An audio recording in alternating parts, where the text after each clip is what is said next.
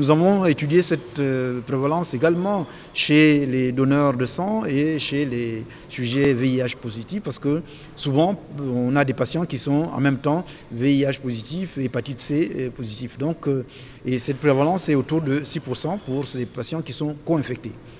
Donc voilà pourquoi nous avons voulu présenter cette pathologie aujourd'hui.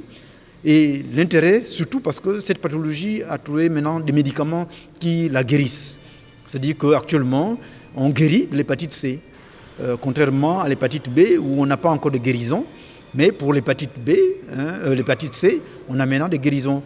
Nous voulons sensibiliser le maximum de personnes, le maximum de Gabonais pour se faire dépister parce que si on dépiste, on sait qu'on sera traité et guéri. Et nous sensibilisons également pour que la CNAMJS nous aide pour aider également les patients qui ont cette pathologie pour accéder au traitement. Et nous, de plus en plus, il y a les laboratoires pharmaceutiques, les firmes pharmaceutiques qui font des efforts pour avoir un traitement qui est accessible justement aux Gabonais moyens. Et voilà pourquoi nous sommes là ce soir pour parler de cette pathologie.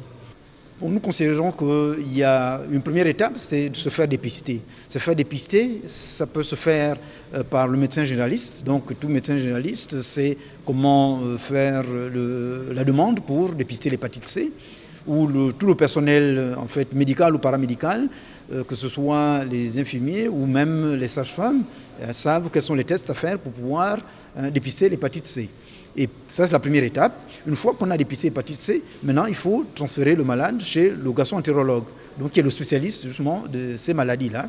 Et lui, maintenant, il va approfondir donc, les recherches pour savoir quelle est la quantité de virus qu'il y a dans le sang, quel est le type de virus, parce qu'il y a au moins 6 types de virus de l'hépatite C, quel est le type qu'on a, parce que effectivement, les traitements étaient dépendants même de génotype.